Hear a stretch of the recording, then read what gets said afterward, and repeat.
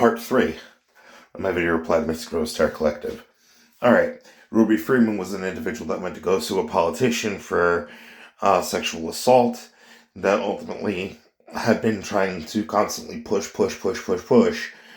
Well, pretty much there were quite a few politicians that were attempting to basically stall, stop, and completely bury the lawsuit. Alright? But now here's the thing. It was a case involving Ruby Freeman and Shane Moss. Alright? No. Bobby Wayne Freeman. Alright? Ultimately, that reflexin. The effect of reflexin is supposed to be to cause somebody to go to sleep. Like going back to sleep, like not being woke anymore. Alright? But if they go back to sleep, or if they go to sleep, they die. Alright? Ultimately, that gas ends up being representative of the Scarecrow's fear toxin. Alright? Dark Night of the Soul. Alright? Now here's the thing. The person that played Phoebe, alright? Mike Howell's, love interest, was the same person that ended up playing Bella in Twilight.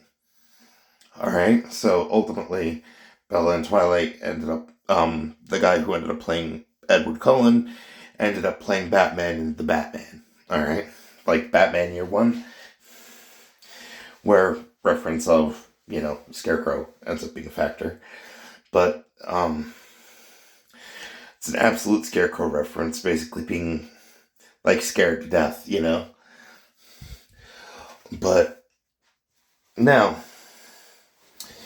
there's more significance to this, right? The Men's Shop.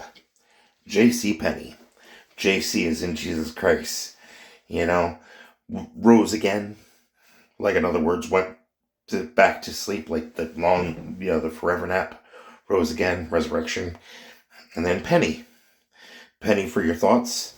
Alright, and there's also the character Penny from The Big Bang Theory, who was the one that was perceived to be a dimwit amongst the intellectuals, or just the looker, While meantime, ultimately having capacity for more, intelligence. But, or Beauty and the Beast reference also. But the point that ends up getting made on that is the factor of there's numerous media tie-ins that ended up going in on this that end up going ahead and painting more narrative. This is part 3.